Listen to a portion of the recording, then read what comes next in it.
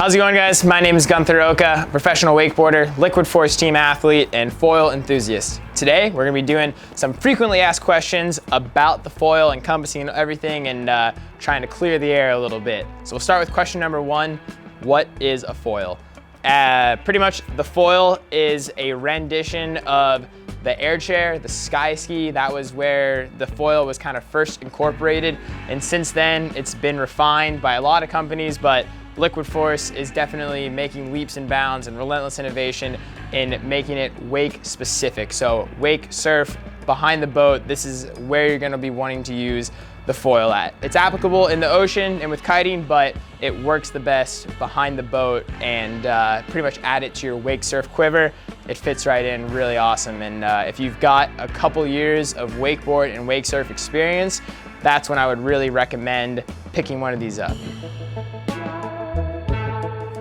Frequently asked question number two, how do I store this thing? It's a lot easier than you'd think. So when you're on the boat, you can kind of pick it up, carry it, whether it's under your arm like so, or as you're walking down, one arm under here and another under here. So it's really easy to carry. And then in terms of where it's gonna store on the boat, this board should slide into just about any board rack and make it really easy. You can put the wing up on top of the bimini or on the bottom rack hanging down over the side, but it's really nice to keep it out of the way on the board rack, and it's pretty straightforward for sure.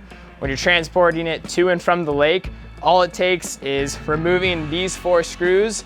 The entire mast system will remove. You can slide the board in with the other boards and then kind of just wiggle in the rest of this system, or if you choose, take it all apart. But it's a really straightforward process, just removing a couple screws, put them in your pocket, and you're dialed.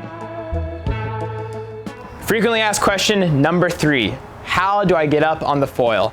It's so much easier than you'd think. What I really recommend is taking like a wakeboard line, say around 70, 75 feet, and running it all the way out. So now you're quite far behind the boat, and from there, as your foil's built, I would really recommend taking the mast and sliding it all the way back onto the board. So what that allows is for you to put much more front foot pressure over the board and keep that nose down. From there, you'll be getting up similar to a wake surfer, having the board in front of you, letting your feet come up, and then I sometimes recommend taking off one hand as well, so that way you're running parallel towards the boat, and it just gets you up in a nice straight line.